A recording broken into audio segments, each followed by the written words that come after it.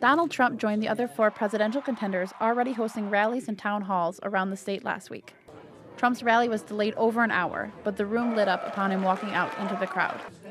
His trend of stating goals he'd like to accomplish was clear, but insight into how he'd actually achieve them may have lacked. So we're going to get efficiency in government, but we're going to end Obamacare. We're going to replace it with something so much better and so much less expensive. His arrival is not without backlash, though, as protesters began to organize the day he announced his campaign stop.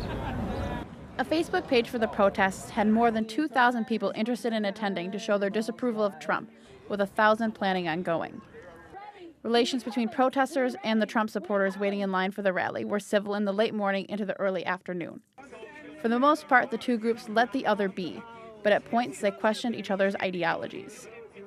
UW-Whitewater sophomore Ariel Williams and UW-Madison student Vincent Perez were two of the protesters who engaged in a discussion with a Trump supporter. I feel like he was kind of also trying to get our point of view. I mean, he has his set of beliefs and we have ours. And so to him, to see us protesting, it was probably almost an insult to him. So I can see why he would come up here and be inquiring our thoughts.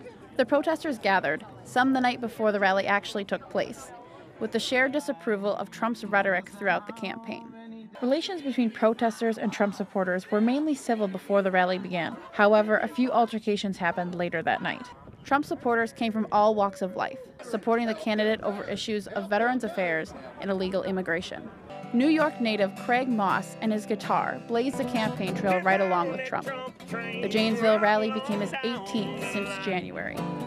His songs had two themes, one of support for Trump's run for the presidency, the other in remembrance of his son, who passed away from a heroin overdose 2 years ago. The hardest thing sometimes is when I really start getting involved in talking about my son. When I tear up and start losing it. You know, I lost all my drive, and I lost a value for things, so I don't really care if I'm falling behind on a truck payment or a house payment. That's not really bothering me. Reporting from the Janesville Connection Center, I'm Kimberly Wethal.